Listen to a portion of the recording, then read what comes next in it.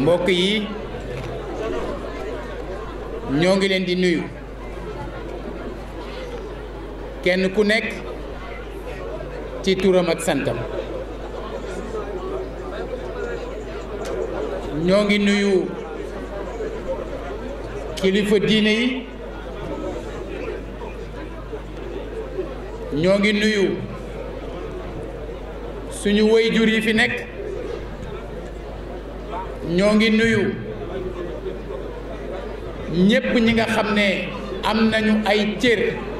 ci mairie Thiès ñoo ngi nuyu képp koo xam ne danga fee nekk ci turu kuréel bu politique wala association citoyenne wala association de développement wala association de jeunesse wala association bu mu manti doon ñoo ngi nuyu képp koo xam ne danga fee teew ndax di xarit ndax di dëkkandoo ndax di mbokk ndax di am di jàmm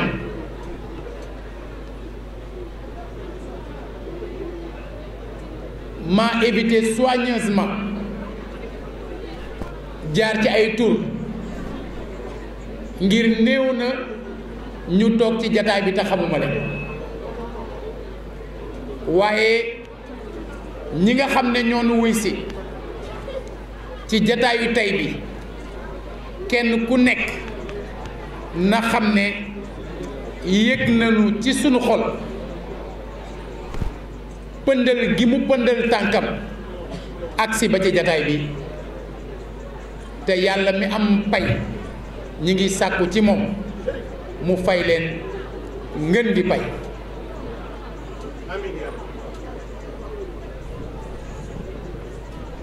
bu ngeen ma mayee lu gàtt ma am loo xam ne dama koy tënkal ñi nga xam ne dañu koy soxla ci wàll woowu ndax jataayu tey bi xëy na sax ñu bari jàpp nañ ni maa war a def waxtaan waaye nii mu demee la waroon a demee xëy na kay ñàkkoon a am jot ba déglu ñeneen ñu fi nekk ñoo xam ne am na lu ñu dundandoo ak man ci wàllu yu ne waaye bañ a abuser ci patience su nit ñi moo waral ñu am ñun ci tënk ñu am luñ ci jot a jottali waaye soleil jataay bi du sax samay kàddu soleil jataay bi mooy kàddu yi doomu aadama yi nga xam ne ñoo daan bokk ak man ay jataay walla ay bëre walla ay langue walla ay xalaat walla ay jokkoo ñoom ñu war a ñëw fii am luñ ci génne looloo doon soleil jataay bi kon sunu wàll du nekk di naare sunu wàll du nekk di jaaraat ci ñeent fukki at yoo xam ne ba ma dajee ak Masmoud Diop ak tey am na ko donte ñaari at ginnaaw loolu laa dugg ci politique tey du ñu jël di topp étape yi benn par benn dañuy seet étape yooyu am na buum goo xam ne fa mu tàmbalee ba fi ñu toll tey benn buum la bu relier loolu yépp loolu laa bëgg a génne incha allah ma bëgg ko génnee ci français am lu ma ci wax ak yéen ci lu gàtt ci kàllaama bi nga xam ne moom laa nam l'essence en 2 mots l'essence est l'essence d'un engagement. La fin des années 80 a vu arriver sur le terrain de la revendication citoyenne une génération étiquetée et vite catégorisée, génération malsaine, par une élite qui confondait les premières bourrasques de la tempête à une simple brise marine. C'était il y a 30 ans. Cette génération, marquée au fer rouge par cette appellation non contrôlée, a fini de relever le pari de la jeunesse pour l'alternance en obtenant de hautes luttes et avec beaucoup d'autres acteurs citoyens la bascule par les urnes d'une technocratie inutilement savante, incapable de saisir les mutations de l'époque et d'y inscrire la marche du Sénégal. C'était il y a 20 ans. Cette génération, notre génération, s'est retrouvée ce dimanche 25 février 2018 par devoir de mémoire, non pour faire un inventaire de fin d'exercice, mais célébrer des événements qui, morceaux non choisis d'une vie scolaire ou estudiantine engagée, ont tissé et cimenté entre ces différents acteurs des liens de compagnonnage, d'amitié et de fraternité. Et constater un constat simple sur les différents sens de notre engagement premier à lutter contre le parti-État et à le disloquer, à lutter contre l'homme-État et à le terrasser, à lutter contre le système État, nouvel hydre multiforme qui oblige peut-être à changer de paradigme. Par conséquent, réfléchir. Une réflexion d'étape sur les mutations sociales, technologiques, économiques, culturelles et donc politiques que le monde est en train de connaître et auxquelles le Sénégal n'échappe pas. Une réflexion sur le nouveau sens d'une lutte contre une adversité qui ne porte plus le visage d'un individu ou d'un groupement d'individus. Une métastase qu'il faut savoir comprendre et reconnaître sous toutes ses formes pour espérer la neutraliser. Mais déjà, puisqu'il ne s'agit guère de présenter une thèse sur l'idéologie politique, se rassembler autour de l'essentiel qui n'est en définitive que ce pourquoi nous sommes engagés. Non plus ce contre quoi les luttes contre la faim, la maladie, le chômage, l'insécurité ont fini de démontrer l'inanité d'un combat contre un adversaire inexistant. Un adversaire fantôme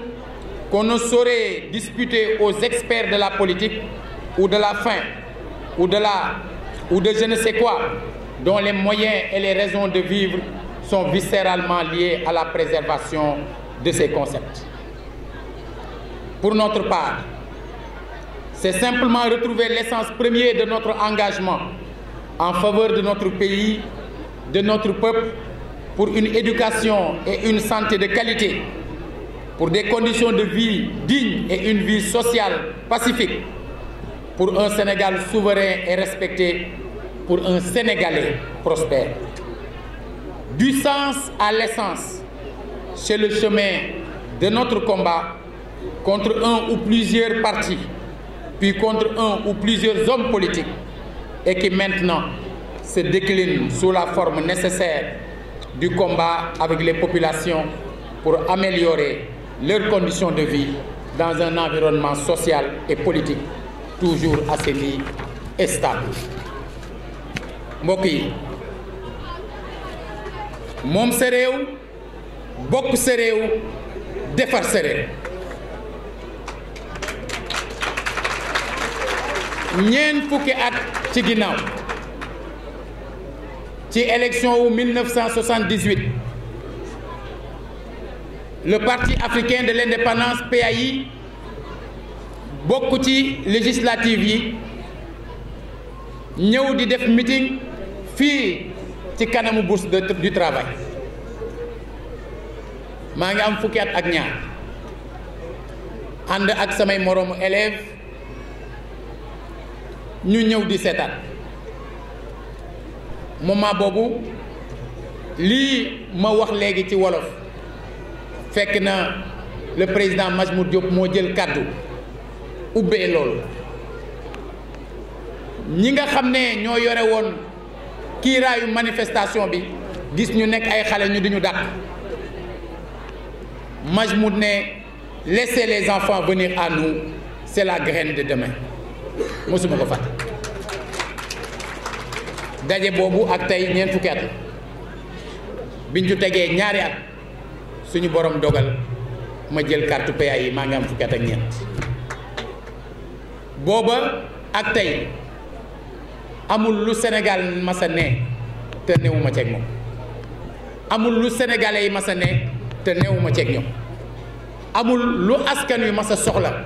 te bokkuma ci ñi leen koy wutal amul lu askan wi masa ragal te bokkuma ci ñi leen koy dàqal amul benn xare bu mas a am ci Sénégal boo xam ne gëm naa ni njariñ la ci askanu Sénégal ba kenn jiituma ci boobaak léegi nag dafa am solo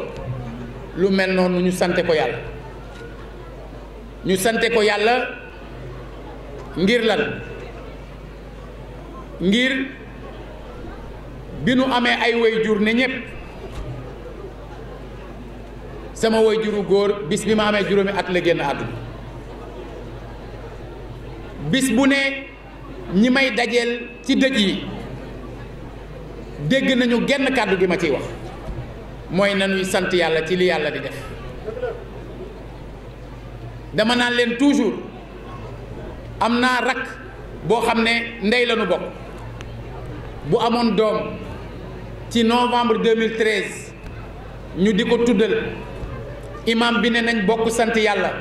ci xew-xew bànneex bii mënu defal ma ne ko imam bu ñuy sant yàlla buñ ko yemale ci xew-xew bànneex nañ ko sant ci lépp lu mu def ndax lii nga tudde xew-xew bànneex mu ne ma ne ko yàlla bu reyul woon sama baay du am ndax awasaar mi am doom sama baay juru ko bu sama baay faatuwul woon awasaar du am kon ngéntal tey li du am ma ne ko te keroog ba yàlla reyee sama baay sama ndey bégul ay mbokkam béguñu waaye tey yaa ngi leen gis ñoom ñépp a ngi bég te ñi ngi béggee ci lu juddoo ca lañ bégul woon ndax yàlla li yàlla xam la nit ñi xamul kon programme yàlla bëgg-bëggu yàlla sax laay wax ndax Serigne Cheikh Ahmed Tidiane Sy daana wax ni nit mooy am programme yàlla amul programme li mu bëgg la xam te li mu bëgg mooy am bu fekkee ne ñun dañoo jiital loolu ndax loolu buñ ko jiitalee moo jiitu suñ ko jiituwul moo jiitu muy yàlla li yàlla namm mooy am ñu doon nag ay doomu aadama mu may ñu kàttanu sabablu boobu moo waral nuy yëngatu moo waral nu seetaani woon meetingu PA yi moo waral nuy jël carte de membre moo waral nuy bokk ci ay association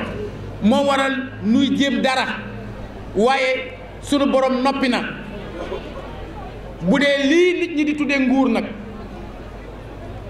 bis bu ne mën leen du nguur cër la yàlla kese moo am nguur moo ci compal doomu aadama liñ lay compal di la ko sédd nag cër la waaye dafa rëy ci doomu aadama ba mu di ko tudde nguur ndax la mu rëy ci moom loolu ndegam nee na maa koy joxe maa koy nangu neewul maa koy rocc ndax rocc day jël temps maa koy bip maa koy féq maa koy foqati bu ki ma ni moom laa koy jox moom laa koy jox ki ma ni dinaa ko jële ci moom dinaa ko jële ci moom mais loolu bu jiitoo ci yow amul lenn lu war a jar ngay wax loo gëmul ngay def loo gëmul walla ngay goree kon loolu mooy base engagement bi suñu gëmee ne suñu borom danoo boole ak ay doomu aadama yi mu gën a fonk jël ki nga xam ne moom la gënoon a fonk ba tax mu sàkk doomu aadama yi teg ca ne wala xadd karam naa bani aadama maa teral doomu aadama kon devoiru homme politique mooy jàng ci kooku nga xam ne moom la jëloon teg ko ci kaw devoiru homme politique mooy roy kooku mais devoiru homme politique mooy fexe ba di teral doomu aadama yi nga xam ne yàllaa leen fi teg maanaam politique leneen waru koo tax a jóg lu dul loolu maanaam signification politique au sens étymologique s'occuper de la cité c'est s'occuper des êtres humains qui peuplent la cité kon yaa ngi delluwaat ci war a xaddi karam naa bani aadama boobu ak diine boo man ci bokk ndax suñu bokk chrétiens yi dañuy wax ouvrons notre cœur à la grâce infinie donnant tant de bien aux pécheurs auprès du Seigneur avec lui sur la route marchons de tout cœur en chantant il sauve il guérit puis enlève le doute il vit il est là maintenant suivons le chemin qui plus loin nous entraîne au règne de l'éternité amen lu leen wutale servir doomu aadama kon suñu déparé ci servir doomu aadama ne moo war a nekk base action politique lépp lu ñuy def dañ ko war a tënk ci loolu mu tàmbalee fa jëm fa jaare fa mu mel ne nag boobaak léegi lu bëri xew na fi am na loo xam ne bi Mamadou Kane di retracer parcours bi waxtaane na ko ak yéen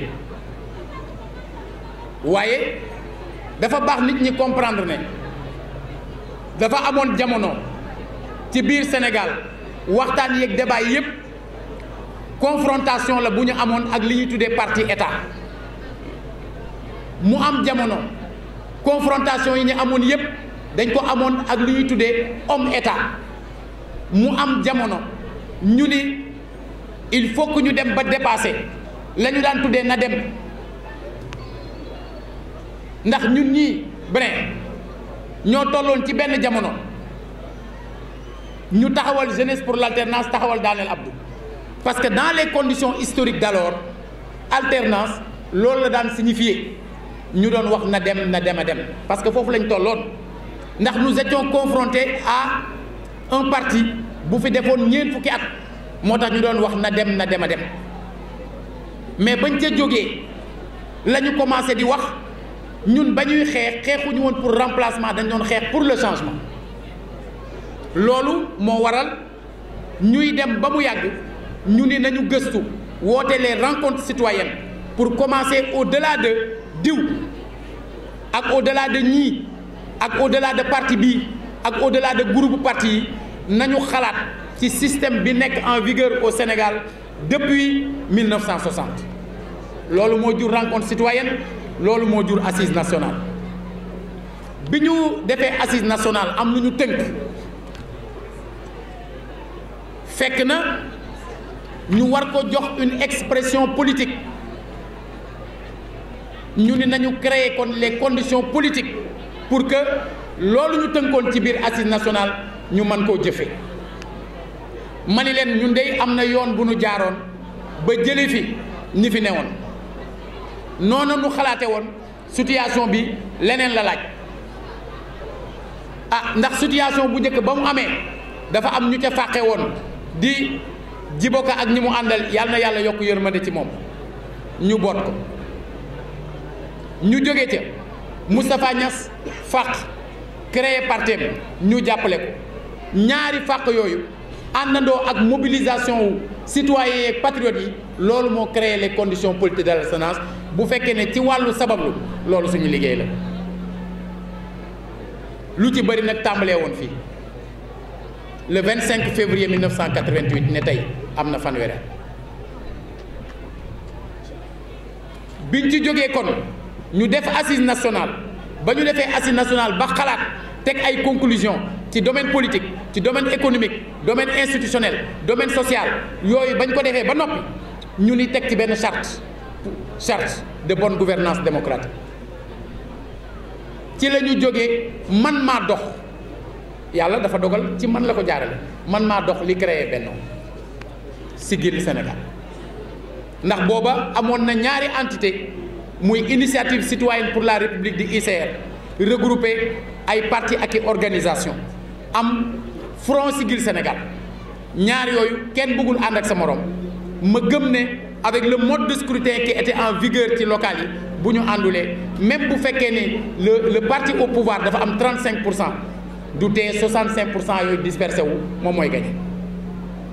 ba ma waxee ak ñoom ñu déglu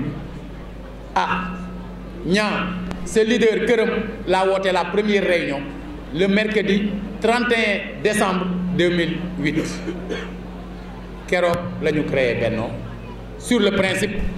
mottali les modalités pratiques le vendredi 2 janvier 2009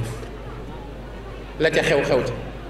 ba ñuy jóg ne ñu ngi dem présidentielle ñu seet quelle formule la ñuy utiliser mais kon su fekkee dem nañu ba deuxième tour war a am dama tëb lu bari bu ñu demee ba deuxième tour war a am assise nationale avant même la proclamation définitive des résultats du premier tour am ñu ni nañu soutenir le candidat Macky Sall man maa woote jataay le 5 mars 2012 ne leen man comité national de pilotage des assises nationales bi wax ci laa bokk te kenn woowu moom ba ñuy jël décision boobu man leen Macky Sall sama xarit ñii xam ñëpp xam nañ loolu bu ma doon tànn entre moom ak Ablaye Wade moom lay tànn ma ni waaye su ma dee tànn entre Macky Sall ak askan wi lay tànn ma ni te ngir sàmm askan wi ngir tegu ci wala xadd karam naa bani aadama ngir teral doomu aadama yi ci la ñu liggéeyoon ba teg ay conclusion assise nationale bañ koy def moom bokkagu ci woon bi mu ñëwee ci diggante bi di adhéré Benno mu dem signé ji bi muy signé ne comme fekkewu moon bi ngeen koy liggéey am na yu ma d'accord am naa réserve ñu ne ko di nga signé waaye doo ci def réserve waaye da koo tee mu am réserve ma ne comme moom am na réserve te ñi amul woon réserve dem nañu premier tour kenn voteelu leen moom mi amoon réserve la ñu voteel kon il a au moins gagné le droit de rediscuter avec les responsables des assises nationales sur les questions essentielles qui lui posaient problème et qui étaient à la base de ces réserves ma ne comme résultat définitif bu premier tour yi kenn proclamé gu leen nañu jël ñett ba ñeenti fan ñu waxtaane loolu moo gën ñu dem ba nekk ci jamonoy liggéey di wëlbatiku waat di dellu en arrière personne ne m'a écouté. J'avais dit à l'époque il nous faut élaborer des stratégies appropriées pour juguler toute tentative de nous trahir comme il en fut de nos rêves au soir de la victoire commune de mars 2000 personne ne m'a écouté. yemuñu ci dañ ne ma tëjal sa làmmiñ mënuñu am ku yeesuwaat dañ ci teg ne bu demee rek dina deñ na dem rek bu demee rek dina deñ alors ma jël sama position jàpp sama njàmbur taxaw le président Macky le lendemain à Guédiawaye ne Talla Sylla sama rakk la sama xarit la ku xereñ la na ñëw ñu ànd liggéey est-ce que damaa dem est-ce que damaa dem dama nekk ci leneen bi mu faloo ma bind ko nag message bu gàtt ndax nag sama xarit la ngir bëgg mu am lu mu bàyyi xel ma ne ko je vous invite à vous méfier des politiciens carriéristes et autres affairistes véreux. Ils sont prompts aujourd'hui à vous passer la bague au doigt en attendant la corde au cou. defe naa ne àgg nañ ci am déet ci jamono boobu ña riiroon ñépp jëm ci moom ne duñu seet dara duñu seetanteel dara sans condition ce sont les mêmes qui aujourd'hui ñooy peupler meeting yi ñoo nekk ci plateau télévision yi ñoo nekk ci micro rajo yi ñoo nekk ci internet bi ñoo créé ay bureau ay officine ay cyber di ci dugal ay nit jox leen ay machine jox leen ay texte di leen wax di leen commenter à longueur de journée di leen saaga à longueur de journée di leen sos à longueur de journée ces mêmes personnes yi nga xam ne ñoo ne woon bu kenn seet bu kenn seetantal bu kenn lijjanti ndax lan moo doon réserve Macky Sall ces mêmes personnes qui parce que ils voulaient accéder au pouvoir nous avaient interdit de réfléchir nous avaient interdit de protéger le peuple nous avaient interdit de mettre en place des garde-fous ce sont ces mêmes personnes qui nous disent aujourd'hui que parce que ñoom bàyyi nañu Macky il faut que ñun ñu considérer ko comme ki yées ci Sénégal nous ne l'acceptons pas.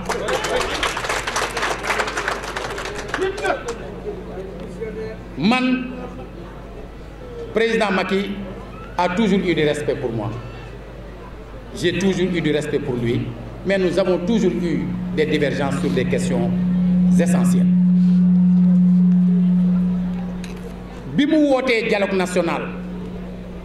en mai 2016 ba ma ca demee devant tous les Sénégalais dama ne ko monsieur le président bi ma jógee États-Unis wooy laa def ne la yónni ne la yoon wi nga jël du dem wax ko lu tax bii du dem ak ban yoon moo mën a dem wut déglu na nga déglu bu baax li moom parce que j'assume toujours ce que je fais lu ko jiitu moom ba fi Wàdd nekkee ba ma defee bàyyi góor gi am na li mu fi diggee woon dama ne ko ku la waxul dëgg gi kii de lor na la kon déglu bu baax di nga xam la ma waxoon neewoon naa ko bisa ngi ñëw réew mi dina tàyyi ci ñiy diggeeg naxe xamaale ñay labaj nguur gay tas tasaare ay dagama am na wala amul nguur ga tas na wala tasul waaye xamaale nañ ña doon labaj xam nañ leen am na wala amul man moo rôle d'homme politique moo rôle de philosophe de sociologue d'éveilleur simplement mooy su ma gisee nen ma ne nen a ngi moment bi may wax ne nen a ngi baye boo 99,99% des Sénégalais bañ ko gis bañ ko nangu bañ a ànd ak man duutee la ma gëm ne njariñ la ci askan wi danaa ko wax ndax ki nga xam ne moom la ma yàlla booleel di Cheikh Ahmadou Bamba Xaadimu Rasuul la mu ma jàngal mooy boo nekkee ci dëgg bu ci ragal a wét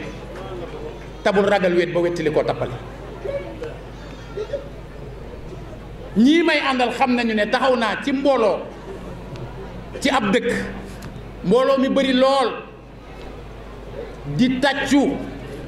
man leen billaahi wallaahi wa taala seen tàccu yi gëmuma ko yéen ci seen bopp gëmuma leen man leen ndax amul élection bu mas a am te ñëwuma fi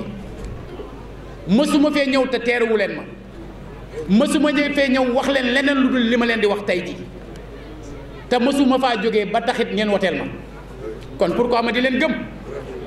ma leen mais ku ngeen koy def yéen a yar seen doom di leen wax fen baaxul sàcc baaxul njumlag baaxul rambaaj baaxul bu ngoon jotee seeni doom di leen gis ngeen di tàccu ñuy fen di sàcc di njublang di rambaaj ku ngeen koy def ma leen su ma leen rombee ngeen toog ak seen doom ngeen di ma nu ngeeg yow nu ngeeg yow nu ngeeg yow nu ngeeg yow xam nga loolu daa siiw ci Sénégal yaa ko yor man leen keneen ku dul man romb leen nga toog toujours sa wetu doom ne ko nu ngeeg yow nu ngeeg yow nu ngeeg yow sa doom a ngi toog man leen y a pas pire châtiment que ça ba ma paree dama leen ci prix joxe micro du dem sama yoon lu may wàññi maa ngi leen di waatal ni ku ma saaga ak ku ma tàccu laa yemale waaw billaahi maanaam li ma gëm laay wax parce que damaa gëm ne li yàlla tudd ci man mooy am man depuis ma plus tendre enfance des gens ont tenté de m'assassiner fetal nañ ma ñetti yoon song nañ ma ak jaasi dóor nañ ma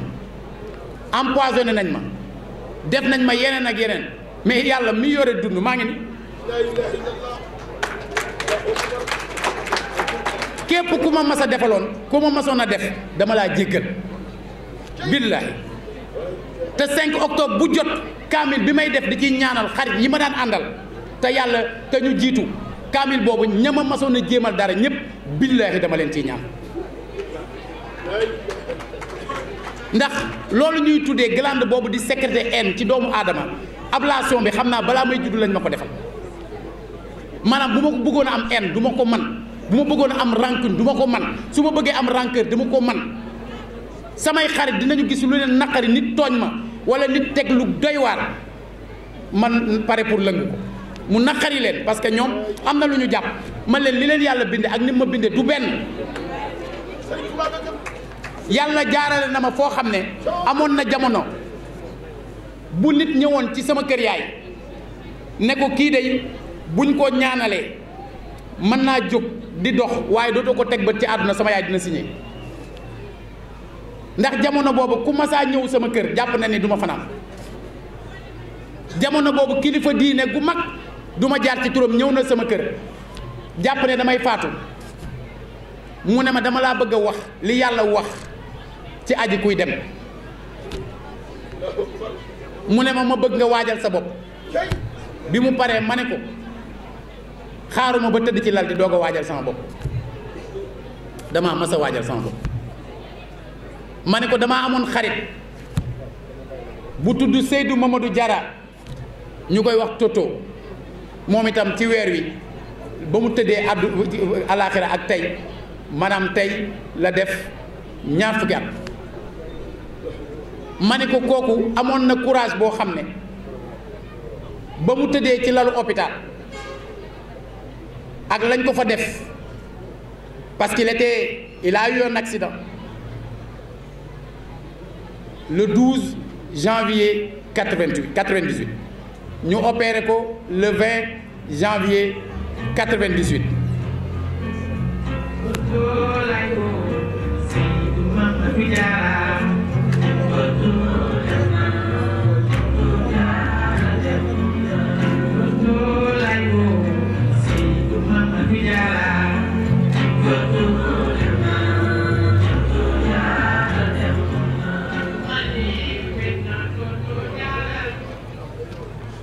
ma ne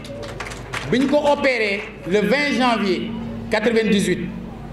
mu nekk hôpital ba war a génn le vendredi 6 février 98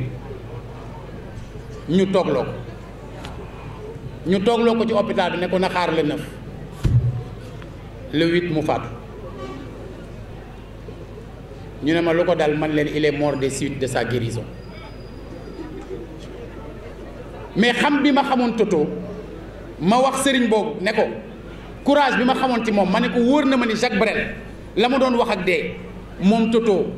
bu fekkee amoon na temps bi wax na ko dee mooy ne ko j'arrive c'est même pas toi qui es en avance c'est déjà moi qui suis en retard j'arrive bien sûr j'arrive mais je n'ai jamais rien fait d'autre qu'arriver ma ni sëriñ ba man nag comme xawma ndax dinaa am chance bi Toto am la ma xalaat ci dee dama ko wax léegi maanaam damaa bind man ni je chante ma mort prochaine elle me sourit telle une amie pour le meilleur et pour le pur le pire est le lot de la vie cet endroit lassant qui descend des collines célestes vers les sombres profondeurs si la vie est la fin des rêves je la fuirai de toutes mes faiblesses mes forces économisées j'investirai pour ma mort prochaine. Qui comprend le visage impassible d'une belle laideur que fouette le vent vivant de ma mort. Mort bien-aimé de Mortala, tu m'embrasseras jusqu'au sang par une étreinte douloureuse. Ma vie ne vit que pour toi, ô mort. Par une nuit éclatante comme tes dents de croque-mort, libre comme la médaille de la patience, tu frapperas à la porte de l'attente et moi je t'ouvrirai. Et toi tu m'ouvriras. Et nous nous fermerons à cette vie, méprisable par ses vaines quêtes de sens. Je t'arroserai d'un regard vide, toi qui es pleine d'une fidélité divine. Serigne ba yuuxu génn.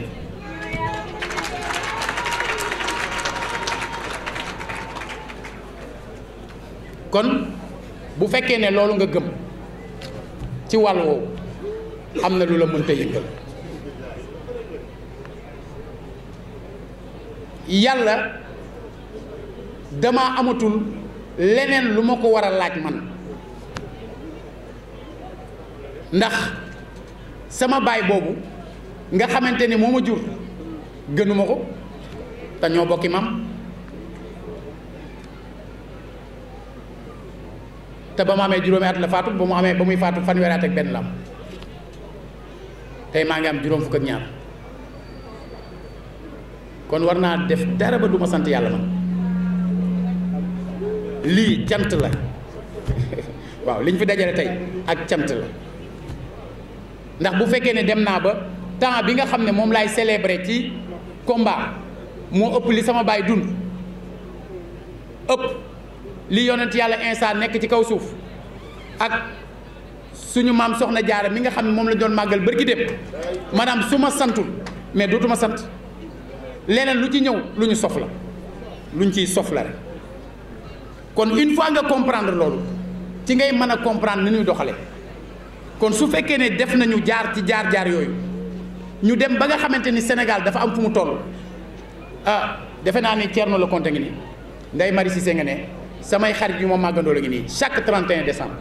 ñooy reerandoo ci benn kër lañ koy defe muy suñu jigéen bi ndax du ay tuur ndax du fo ndax bañ rek ñu def ko tey ci kër kii beneen ñu def ko ci kër keneen kii ne jabaru diwa dàq togg jabaru diw mu yàq suñu diggante. 31 décembre 2013 fekk ma jóge woon États-Unis ñëw fi bi ñuy ubbi waxtaan wi ma ni leen déglu leen ma ñu ne ma waatal leen ne leen billaahi wallaahi wa taala te pourtant damay tere ko waat ñu ne man leen élection yi di ñëw maay doon maire Thiès ñoo ngi nii ñu ne ma yaa bëri caaxaan xam nga ay morom rek yow xanaa boo bëggee doon maire Thiès di nga fa toog dans 15 jours da ngay dellu États-Unis élection yi fin juin la dañuy tëj liste yi fin avril yow yaa ngi dellu États-Unis da nga bëgg a nekk maire Thiès man leen baax na. le surlendemain ma dem ci Serigne Saliou Touré te leen rekkatee ma dem bi ma ci le lendemain bi ma ko yëgee ndax kii toog di ma xagay dañu def benn 31 fajar jot woy juróom bu jigéen wàcc liggéey di woon sunu yaay donc chaque 1er janvier dañuy dem ñaanal ko looloo waral le 2 laa dem sëñ Saliou Touré ndax sëñ Saliou Touré musuma jóg di laaj dara ci dëkk bi te demuma ci moom ndax lan ndax moo fi toogal Serigne Touba.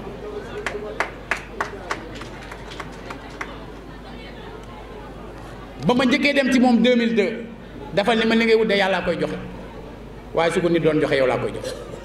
ma xam ne jotagul waaye teewul ma waslu sama 2009 ma ànd ak waa APR à l'époque amaguñu woon ñoom récépissé ñu dem fa mu ne man de newoon naa li ngay wut yàllaa koy joxe ñaari at ci ginnaaw nag feebar nga ba ñu tàgge la yàlla mi la defaraat ba nga ñëw ci nit ñi ba war a mën a laaj jiite dëkk bi yàlla moom li nga bëgg mën na ko bu jotee la koy def ma xam ne jotagul waaye teewul ma waslu sama àq booba nag ba ma demee ñetteelu yoon boobu waxaat ko loolu mu ne ma koo mën a àndal ak noo mën a def ba jot ci def ko te boo ko jotee nga téye ko kon xam nga bu Idrissa Seck waxee moo ma def maire day wax lu ko neex kenn joxuma ko ku dul yàlla te kenn mënu koo nangu ku dul yàlla amul werante ñoom bu ñuy wax ci man nee naa la ni ma yemalee tàccoog saaga noonu laa ko yemale toog nañu at ak genn wàll di wax ci man te kenn déggu ba ñu attaqué Thiès lañ ma dégg tant que ñi nga doon attaqué man sama personne kenn du ma ci dégg ndax bañ naa ko ba man du ma leen liir du ma leen seetaan du ma leen déglu ñi may àndal xam nañ loolu du ma leen liir du ma leen seetaan du ma leen déglu parce que dama bëgg a concentré wu ci sama liggéey mais ku dal ci kaw Thiès ma dal ci sa kaw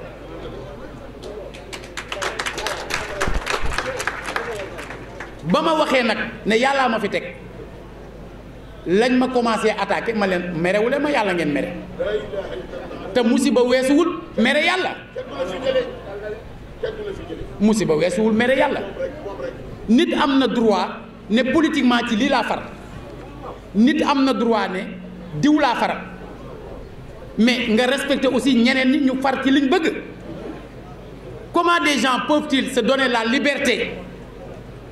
dans les années 90 d'être dans le gouvernement de Diouf en 2000 dans le gouvernement de Wade Macky Sall ñëw ñu jël seeni nit bokk ci gouvernement Macky Sall et bëgg a interdire keneen mu am un avis ceux qui ont des raisons de s'opposer à Macky Sall à son gouvernement à son régime am nañu droit démocratique gu def bu ma d'accordul ak ñoom it lu ma man ci ñoom ñu am sañ-sañ ak kàttanu def ko dinaa ci jàpp mais ki nga xam ne moom dafa ni Macky Sall la bëgg a àndal ak raison bu mu mënti joxe am na sañ-sañu def ko man maa ne ba ñu ma doon wax ne da ngaa bokk APR man leen man parti bi ma créé sax bokkatuma ci nga naan bokk APR ma leen jour bu ma décidé def dara ci politique man leen midi laa koy def taxaw promenade de Thiessois ne maa ngi dem ku bëgg na ñëw ñu dem ba ma koy wax en plein jour laa ko wax toog ci fauteuil yu maire boo xam ne ñi ëpp ci waa Sénégal xamuñu fauteuil boobu waaye ñoom xam nañ ne foofu laa toog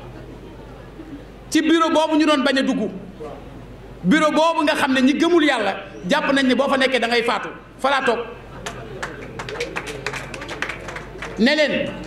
démb ak bërki démb Macky Sall xam na li ma d'accordul ak moom waaye li ma d'accordul ak moom du dara comparé ak li nga xam ne moom laay reproché Idrissa Seck maa ngi leen di waatal ni dallu Macky Sall moo gën Idrissa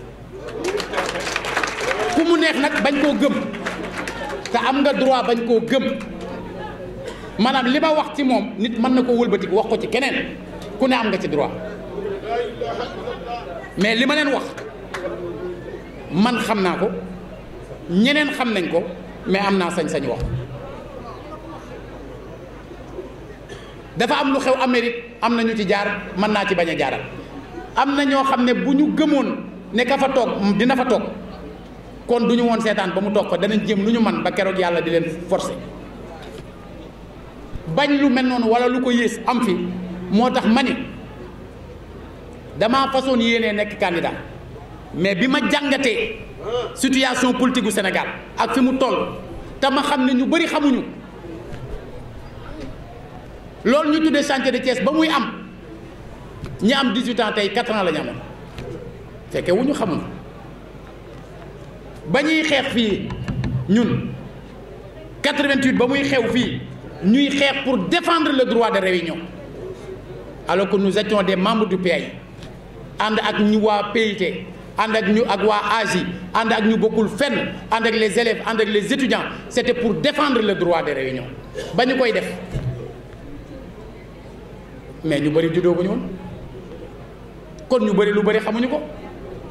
tey ñu bëri bu ngeen seetloo yéen ñi nga xam ne yéen a ngi yëngu ci wàllu média c'est-à-dire vous voyez une génération spontanée surgir d'on ne sait où qui a le droit de revendiquer qui a le droit de critiquer qui a le droit di jàngat situation yi xew ci Sénégal di wax ses aspirations mais qui n'a pas le droit d'interdire à des gens qui se sont battus moment boo xam ne waxuma la daal tamit juddooguñu ah ñu jóg di leen juger à la légère. Il y a des gens dont le patriotisme est juste un patriotisme numérique. C'est un courage digital.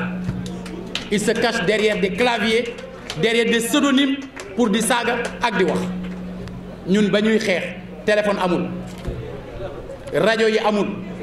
télévision yi amul internet amul mouvement de droits de l'homme yu ci bëri amuñu woon te on coordonnait des activités sur le plan national nit ki bu fekkee ne yow da ngaa fekkewul woon lu bëri lu xew da ngay laaj ñi fekkee ñu wax la nu mu demee nga jàng ci ndax àdduna nit day jàng damaa fekkee Majmout Diop ñun ñu nekkoon de jeunes militants mu am ñenn ñu ñëw di dal ci Bara Goudiaby defe naa ni Sadibou Sow xam na li may wax Bara Goudiaby dafa nekkoon ak Majmout Diop def 10 ans de prison ba benn jamono comme lii mu def analyse de situation ne day soutenir Abdou Diouf mu am ñu jóg bëgg a critiquer Bara Goudiaby mange arrêté leen ne leen quand on n'a pas été de certaines batailles le minimum d'honnêteté et de courage consiste à reconnaître la valeur et l'exemple de ceux qui ont souffert. Je pense que su fekkee ne am nañu attitude yu mel noonu dañuy delluwaat ci démocratie gis ne amoon na jamono ñuy mobiliser wu naan na dem a dem ba mu yàgg ñu jóge ci na dem ñu ne na deñ mais ba ñu toogee ba mu yàgg dañ ne nañu génn ci na deñ jëm ci na gën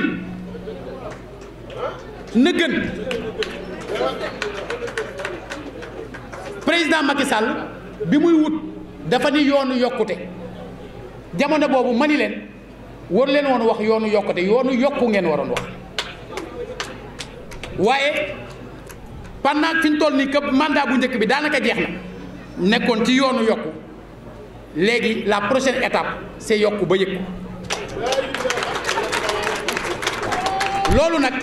jàppoo bi nu fas yéene jàppoo ak moom du jàppoowu politique du jàppoowu bokk ci ay parti ak i mouvement jàppoo bi ñu fas yéene jàppoo ak moom mooy pour ngir sénégalais yi yokku ba yëg ko ngir fexe ba yoon woowu ñu bëgg mu taxaw muy yoonu yokk boobu nga xam moo lay conduire ci yokk ba yëg ko dara bañ ko cee dévier nii boppam nii ku ko jege ci wàllu wu mu manti doon ñun suñu rôle bu ñuy ànd ak nit mooy ñàkk ko mooy xelal ko mooy encadrer ko mooy soutenir ko fexe ba du wàcc yoon wi benn yoon ndax Serigne Touba dafa ne ku fi bàyyi yoon wi jël ñal wi fa ngay mujje mooy fii fu mu ndax da ngay réer kon lii ñu bëgg a ànd ak moom dinañ ko def dans la sincérité et dans la loyauté duñ ko def en rasant les murs puisque nous avons la conviction qu'après une analyse profonde de la situation de ce pays à l'heure actuelle ak tendance yi ma gis ak li xew ak li ma comprendre te mënuñu ko tasaare fii li ma gëm ci contexte bi ñu toll nii c'est Macky Sall qu'il faut soutenir kooku ma jàngal yar ma di Majmout Diop ba mu demee ba contexte ñëw mu estimé ni dafa war a soutenir Abdou Diouf dafa jóg assumer ko devant tout le monde ne Abdou Diouf ne nii le candidat idéal nii le candidat de mon idéal mais la situation l'exige mu ne et comme je l'ai toujours fait je prends encore mes responsabilités ndax moomu nu yar moo yëbbu ci ñun moo doon wax à l'heure historique de Bandung et de la désintégration du système colonial de l'impérialisme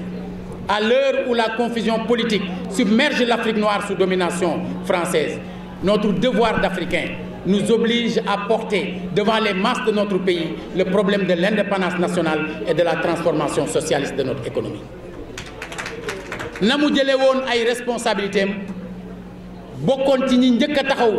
di xëccu indépendance moom ak ñoom Dansokho ñoom Seydou Sissoko dem si yàlla si yàlla na yàlla yokk yërmande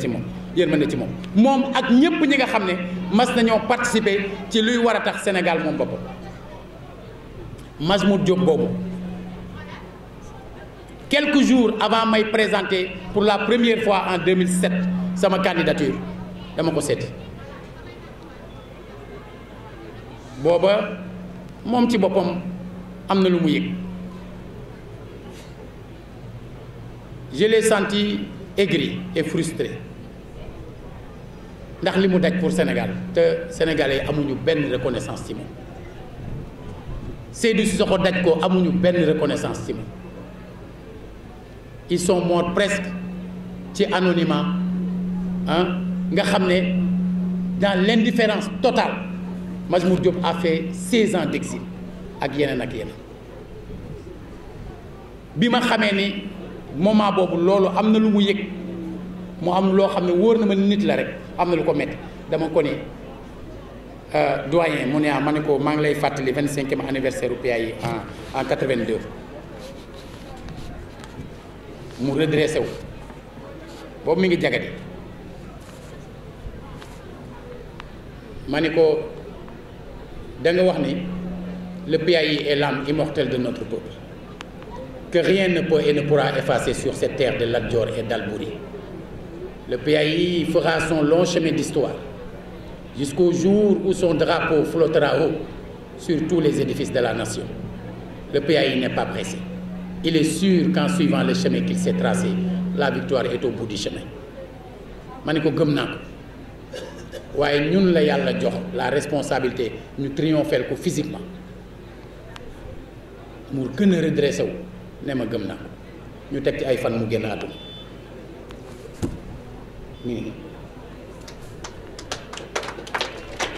tey àdduna dina mi ngi dox ba mouvement bi ma jiite kër bi mu def mi ngi tudd kër askan wi la maison du peuple moom bi ma amee siège la maison du peuple la tudd mi ngi reprendre couleur rouge bi mu yore woon yàlla rek moo mën loolu la ñu jànge ci moom loolu la ñu bëgg a jël tamit li ñu jànge ci këru diine ci wàllu stratégie ak doxalin ndax dañu am suñuy réalité yooyu la ñu bëgg a daje ak expérience yi ñu jëlee ci ñi ñu mas a fréquenté à travers parcours bii ñu wax yépp nga xam ne ànd nañu ak ay xale ay mag ay kilifa diine ay jigéen ñoo xamante ne kenn ku ci nekk am na loo indaale ba nu dalee ànd ak léegi ñu dajale expérience yooyu yépp seet waa Thiès à travers seen diversité ak ñiy yëngu ci secteur yépp kenn ku ci nekk la la naqari moo xam cheminot nga moo xam waa NSTS nga moo xam sportif nga moo xam femme de développement nga moo xam artisan nga moo xam baykat nga moo xam lépp loo xam ne yaa ngi ciy yëngu ci diine wala lu mu manti doon dinañ leen dajale kenn ku ci nekk ñu laaj la lan moo la yitteel ñu fexe ba yitte yooyu ñu teg ko ci taabalu Macky Sall ne ko lii la ñu bëgg nga saafara li nga ci man fii ak déwén nga def ko li mënta nekk fii ak déwén ñu gunge la ba déwén incha allah avec l'ensemble des forces yi la doon soutenir démb yi lay soutenir tey ak yi la nar a soutenir fii ak déwén ñu àndandoo joxante loxo def ce qu'il faut pour que boo toogee ñu ñàkk la jël nag cette fois des dispositions yoo xam ne yoon bi nga xam ne moom la ñu bëgg Sénégal tegu ci ba nit ñi mën a yokk ba yëg ko ñu fexe ba kenn du wàcc yoon woowu asalaamaaleykum